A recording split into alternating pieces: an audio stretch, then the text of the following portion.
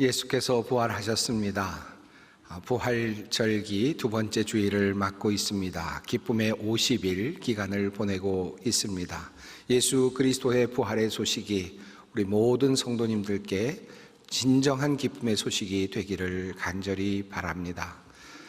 제가 언젠가 설교 말씀을 드리면서 제가 화상을 당했을 때 사진을 보여드린 적이 있었습니다. 어떤 분이 그 이후에 저에게 이런 질문을 하셨습니다. 그렇게 심하게 화상을 당하였는데 어떻게 얼굴이랑 또 상처가 없이 이렇게 말짱하냐고 저에게 그렇게 질문을 던지셨습니다. 제가 그런 분들에게는 하나님께서 기적적으로 고쳐주셨습니다 라고 그렇게 말씀을 드리곤 했지만 사실 숨은 한 가지 진실이 있습니다. 제가 큰 화상을 당한 후에 큰 병원으로 가보라는 진단을 받은 후에 어디로 가야 할지 결정해야 되는 그런 시간이 있었습니다. 당연히 종합병원과 같은 큰 병원으로 갈 계획을 세우고 알아보고 있었던 중이었습니다. 그런데 지인 중에 어느 분이 저에게 찾아오셨습니다. 그분은 제가 화상을 당했다는 이야기를 듣고 급히 저에게 오신 겁니다. 그리고 저에게 꼭 해주고 싶은 말이 있는데 큰 병원도 좋겠지만 화상 전문 병원이 얼마 전에 문을 열었으니까 근데 너무나도 아마 꼭 맞는 그런 치료를 해줄 것 같으니 그곳으로 가보라 라고 하는 그런 말씀이었습니다. 알고 보니까 아주 자그마한 병원이었습니다. 조금은 망설임이 있었습니다. 그런데 그분이 저에게 오셔서 너무나도 확신에 찬 말씀을 해주셨기 때문에 마음이 조금은 흔들렸습니다. 한국에서 의학을 공부하고 또 외국에 나가서 화상 전문 병원에서 수료를 하고 오신 특별한 의사 선생님이니까 믿어봐도 될 거라고 하는 그런 말씀이 제 마음을 조금 더 움직였습니다. 그래서 큰 병원에 가기 전에 한번 그래도 그 병원을 찾아가 보자라고 생각을 하고 그 병원으로 향하였습니다. 자그마한 병원 입구로 막 들어가려는데 저는 이미 손과 그리고 얼굴에 붕대를 하고 정말 처참한 모습으로 그렇게 병원을 들어가고 있었죠. 그런데 어느 분이 병원을 나가시면서 저에게 이렇게 이야기를 하시는 겁니다. 여기 정말 잘 오셨어요. 진짜 좋은 병원입니다. 의사 선생님이 하라는 대로만 하시면 아마 정말 잘 나으실 수 있을 겁니다. 저에게 묻지도 않았는데 먼저 저에게 그런 이야기를 하시는 겁니다. 그 두 분의 말씀을 듣고 저는 조금 확신이 생겼습니다. 그리고 그 병원에서 치료를 받기로 결정을 하였습니다. 치료는 다른 병원과는 조금 다른 방법으로 진행이 되었는데 매우 아프고 힘든 시간을 견뎌야만 했습니다. 약 1년여 정도의 시간이 흘렀습니다. 점차 시간이 지나면서 마침내 피부의 염증이 사라지고 또 살갗이 만들어지고 아물게 되는 과정이 있었습니다. 어느 정도 치료가 완성이 되어가는 그 지점쯤에 있을 때 저는 종종 저와 비슷한 그런 모습으로 병원으로 들어오는 그런 분들을 만날 때가 있었습니다. 얼굴에 붕대를 감고 또 여러 곳에 붕대를 감고 실려오는 그런 분들을 만날 때가 있었습니다. 그럴 때 저는 누가 시키지도 않았는데 그에게 먼저 다가가서 항상 그에게 이런 말씀을 했습니다. 여기 정말 잘 오셨습니다. 한번 믿고 따라가 보십시오. 저처럼 될 수 있습니다. 라고 이야기를 하면서 그렇게 자랑을 했던 기억이 있습니다. 현대를 살아가는 사람들은 믿음이라고 하는 것을 한 차원 낮은 단계의 어떤 태도로 그렇게 이해하는 경향이 있습니다. 그래서 이성이나 과학으로 증명된 것들 혹은 설명이 가능한 것들 이런 것들만 확실한 것이고 무엇을 믿는다라고 하는 것은 조금 저급한 것, 미련한 것이다 라고 그렇게 생각을 하는 경향이 있습니다. 하지만 제가 앞서 말씀드린 것처럼 우리 삶 속에는 때로는 어떤 사람에 대한 믿음, 또 어떤 사실에 대한 믿음이 필요할 때가 있습니다.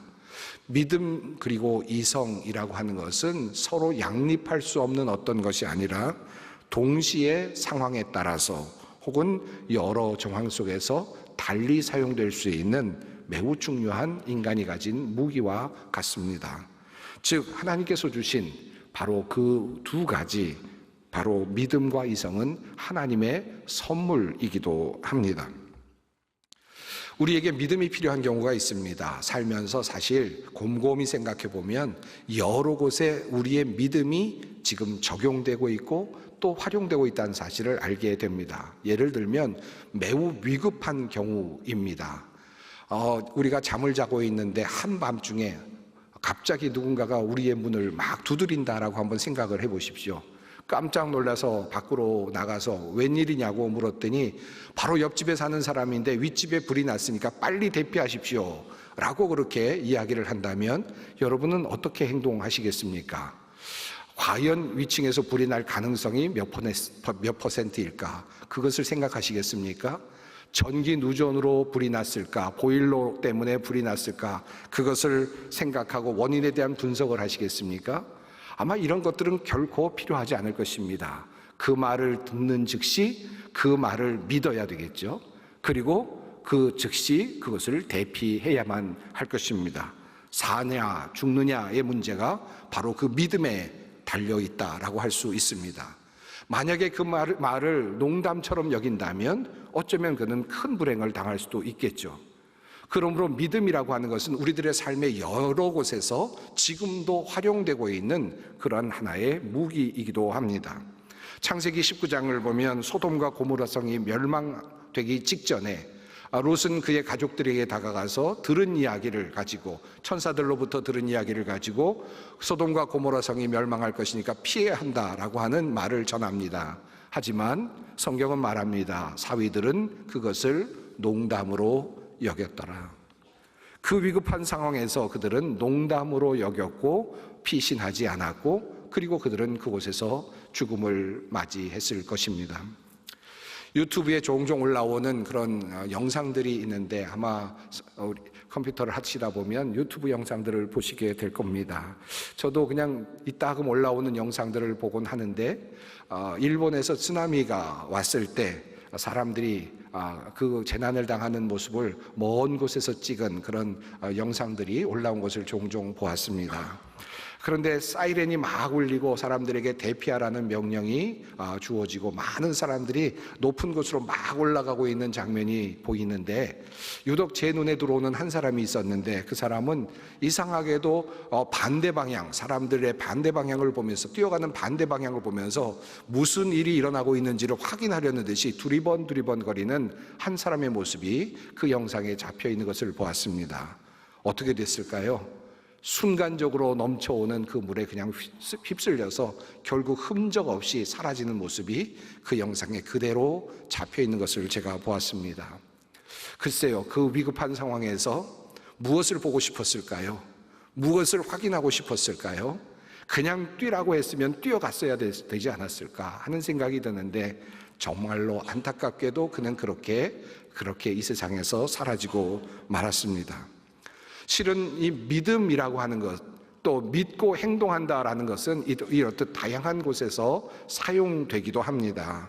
믿음이 저급한 것이 아니라 믿고 행동해야 되는 차원이나 믿고 행동해야 되는 상황이 존재합니다. 그때에는 반드시 믿음으로 반응을 해야만 살 수 있습니다. 또 다른 믿음이 필요한 어떤 상태가 있는데, 그것은 바로 우리 인간이 어떤 한계에 부딪혔을 때입니다. 더 이상 인간이 어떤 것으로도 무엇인가를 할 수 없는 순간에 도달했을 때, 우리가 더 이상 나의 건강을 스스로 책임질 수 없을 때, 우리의 의학이 더 이상 나의 건강을 책임져 줄 수 없는 그 자리에까지 가게 되었을 때, 우리는 더 이상 이성과 그리고 또 통찰을 의지할 수 없습니다.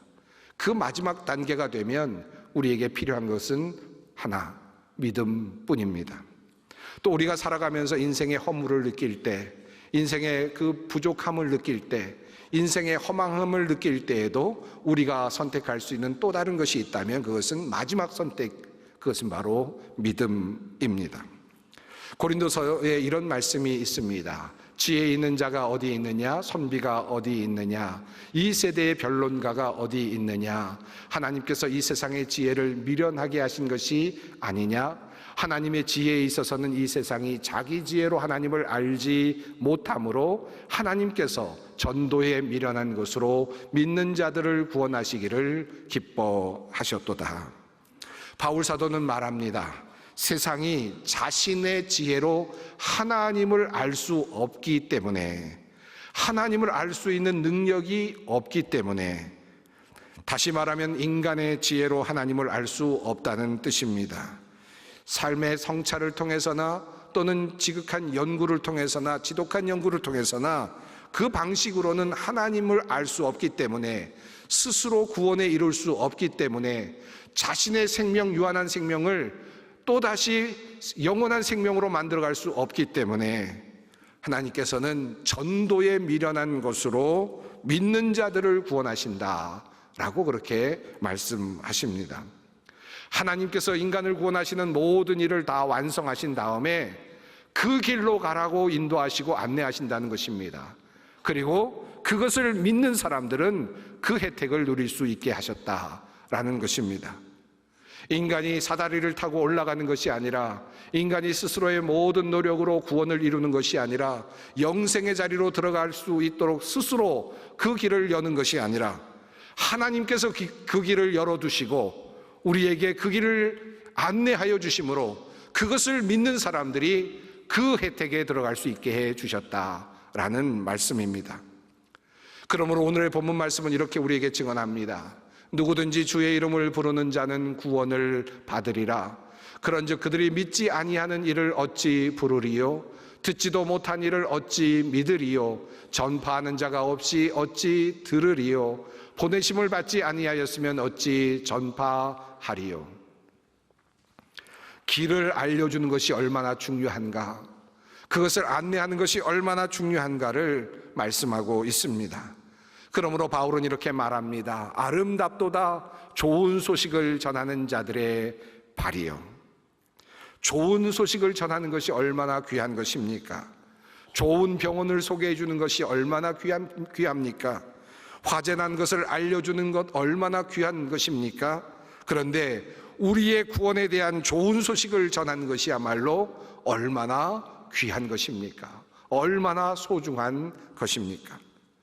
우리가 죽을 수밖에 없는 운명을 살아가고 있는데 그 운명을 넘어서 영원한 생명에까지 이르는 길을 안내할 수 있다면 그 소식처럼 좋은 소식이 과연 어디에 있겠습니까? 자, 그렇다면 이 복음의 좋은 소식의 내용은 어떠한 것입니까? 복음은 부활절 아침 천사들의 증언으로부터 시작이 됩니다. 천사가 여자들에게 말하여 이르되 너희는 무서워하지 말라. 십자가에 못 박히신 예수를 너희가 찾는 줄을 내가 아노라. 그가 여기 계시지 않고 그가 말씀하시던 대로 살아나셨느니라. 와서 그가 누우셨던 곳을 보라. 천사들이 증언합니다. 예수께서 부활하셨다. 또 한 가지를 말합니다. 예수께서 그가 말씀하셨던 그대로 부활하셨다. 두 가지를 이야기합니다. 죽음에서 다시 살아난 사람은 없습니다. 그런데 예수께서 다시 살아나셨다라고 말씀합니다. 또 한 가지, 예수님께서 자신이 살아나시겠다고 말씀하셨던 그대로 이루셨다, 살아나셨다라고 말합니다. 이것이 바로 복음의 내용입니다. 예수 그리스도께서 살아나셨다는 증언, 바로 이것이 우리에게 복음이 됩니다. 우리가 두려워하는 죽음의 문제를 해결한 분이 계시다는 사실을 우리에게 명료하게 증언하고 있기 때문입니다. 그리고 예수 그리스도의 이 부활의 소식은 모든 예수님의 말씀과 사역이 참되다라는 사실을 우리에게 증언하기 때문입니다. 예수 안에 해결책이 있다는 말씀입니다. 예수 안에 생명이 있다는 말씀입니다. 예수 안에 구원이 있다라는 선포입니다. 이것이 바로 복음입니다. 이 복음을 들고 나간 사람들이 초대교회를 탄생시켰고 이 부활의 증인들이 보고 들은 것을 말함으로 온 세상에 소망이 생겨났습니다. 이 소식은 그것을 믿는 모든 사람들에게 능력이 되었고, 그리고 마침내 구원에 이르는 길이 되었습니다. 이 세상의 어느 종교도 어느 지혜도 내가 죽음을 정복하였다라고 말한 적이 없습니다. 오직 예수만이 죽음을 이기시켰고 부활하셨다라고 말씀하고 있고, 나를 믿는 자는 죽어도 살겠고 무릇 살아서 나를 믿는 자는 영원히 죽지 아니하리니 이것을 너희가 믿느냐라고 말씀하신 분도 예수 그리스도밖에는 없습니다. 그러므로 복음은, 이 말씀이 바로 복음입니다. 이 말씀이 좋은 소식입니다. 예수님 안에 답이 있음을 믿고 그 말씀 안에서 또 답을 찾고 그분의 인도하심을 받는 것이 신앙생활입니다. 예수 그리스도께서 이 땅에 남기신 말씀들이 어떤 것이었습니까? 서로 사랑하여라, 서로 용서하여라, 서로 화해하여라, 예수 그리스도를 믿으라, 하나님을 믿으라. 주님께서 하신 말씀은 명료합니다. 그 안에 답이 있고 구원의 길이 있습니다. 마치 병원을 믿고 나를 맡기듯이 예수께 나를 믿고 맡기는 것이 바로 신앙입니다. 우리에게 이 믿음이 필요합니다. 하지만 모두가 다 그 복음을 믿는 것은 아닙니다. 바울은 말합니다. 그러나 모두가 복음을 듣고 따른 것은 아닙니다. 이사야가 이렇게 말하니까요. 주님, 누가 우리한테 들은 것을 믿었습니까? 그러면 내가 묻습니다. 그들이 들어보지 못했습니까? 그렇지 않습니다. 온 땅으로 퍼져나갔네, 그들의 소리가, 세상 끝으로 그들의 말이. 예수 그리스도의 부활의 소식은 온 세상으로 번져갔습니다. 시대를 타고 시대를 넘어서 온 땅으로 그 내용이 번져갔습니다. 그 증언이 번져나갔습니다. 듣지 못한 사람이 없습니다. 그 말씀을 알지 못하는 사람이 없습니다. 다만 그 말씀을 믿지 않은 사람들은 많이 있습니다. 예수께서 부활하셨다는 이 말씀이 들리지 않고 소망이 되지 않는 사람들이 실은 있습니다. 죽음의 문제를 풀어낼 능력도 실은 없으면서 예수님의 부활의 소식을 믿지 않는다면 과연 그의 마지막은 어떠할까요? 길을 찾지도 못한 그런 사람들, 그 사람들의 마지막은 과연 어디입니까?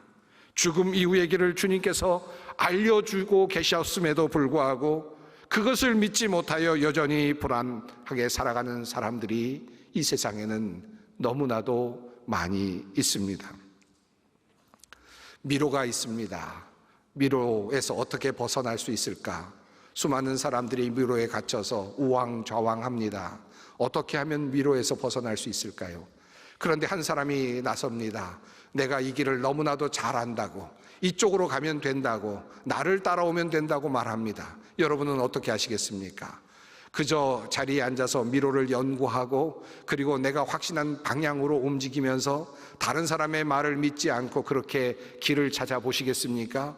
아니면 그 길을 잘 안다고 생각하고 말하고 있는 그 사람을 따라 한번 가보시겠습니까? 문제는 그 안내하겠다는 사람이 믿을 만한 사람인가가 중요할 뿐입니다. 만약에 믿을 만한 사람이라면 그분을 따라가는 것이 보다 지혜로울 것입니다. 예수님이 바로 그러한 자리에 계십니다. 예수 그리스도를 믿었던 사람들이 있었습니다. 이 복음을 받아들인 사람들, 그들은 복음에서 소망을 발견합니다. 그리고 답을 찾습니다. 예수 그리스도의 죽으심과 부활로부터 시작된 복음은 이미 수천 년을 이어 내려오며 신앙을 낳았고 그리고 구원을 낳았습니다. 수많은 사람들이 이 말씀을 들었고 이 말씀을 믿었고 그리고 하나님의 나라를 품었고 하나님의 나라를 소유했습니다. 수많은 사람들이 예수 그리스도의 부활의 사건을 믿음으로 고백하였고 그리고 그 안에서 평안을 찾았습니다. 이 소식은 이스라엘을 넘어서 이웃 땅을 넘어서 그리스와 로마를 넘어서 유럽과 아메리카 대륙 아시아를 넘어서 그리고 조용한 나라 조선에까지 이르렀습니다. 한반도 땅까지 이르렀습니다. 지금으로부터 꼭 140년 전 제물포에 도착했던 두 사람이 있었습니다. 언더우드, 아펜셀러. 언더우드는 장로교회 목사였고 아펜셀러는 감리교회 목사였습니다. 그분들이 한국 땅을 밟습니다. 복음으로 나라가 소망을 갖게 되었고 140년이 지난 오늘 우리 대한민국은 세계 어느 나라든지 부러워하는 그런 나라로 성장 발전하였습니다. 이 한반도에서는 한 번도 역사적으로 수천 년 동안 일어난 적이 없었던 그런 일이 오늘 이 땅에서 일어나고 있습니다. 우리가 복음을 받아든 지 140년이 되는 우리 대한민국의 모습입니다. 물론 이 소망은 이 땅에만 머물지 않습니다. 이 땅에서 번영을 누리는 것에만 국한되지 않습니다. 영원한 소망을 가진 사람들이 이 땅에서 평안을 누리며 기쁨을 누리며 용서의 마음으로 희생의 마음으로 살아가기에 이 땅이 번영을 누리게 되고 또 하늘의 소망을 갖게 되는 것입니다. 오늘은 장애인 주일입니다. 장애인들을 생각하고 또 위하여 기도하는, 또 그들을 돕기 위해서 마음을 다시 한번 다잡는 그런 날입니다. 여러분, 우리나라에 장애인 몇 명이나 있을 것 같습니까? 조사된 통계를 보니까 263만 1천 명의 장애인이 있다고 합니다. 263만 명의 사람들이 장애인이라는 이름으로 이 땅에서 살아가고 있습니다. 공평하지 않은 것 아닙니까? 형평성이 없는 것 아닙니까? 장애인들 너무 억울한 것 아닙니까? 단 1호의 삶을 살도록 하나님께서 생명을 주셨는데, 그런데 정상적인 사람들처럼 살지 못하는 것 너무 억울한 것 아닙니까?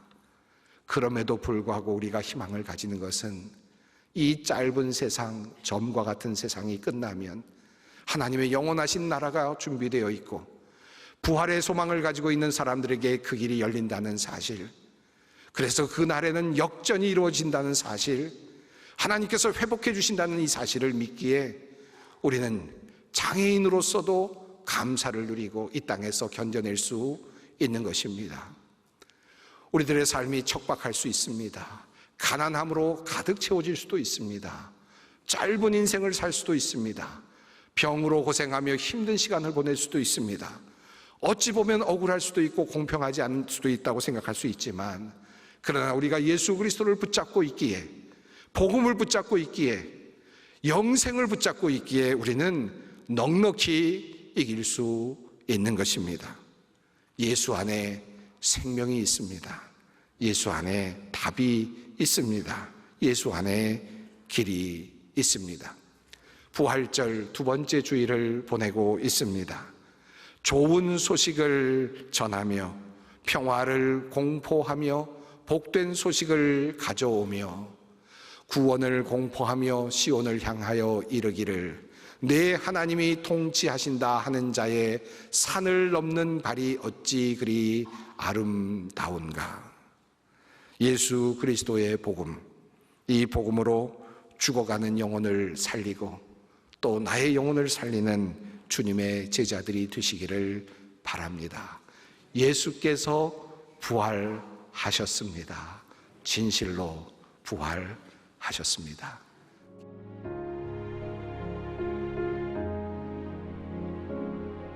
지금은 선교 헌금 시간입니다.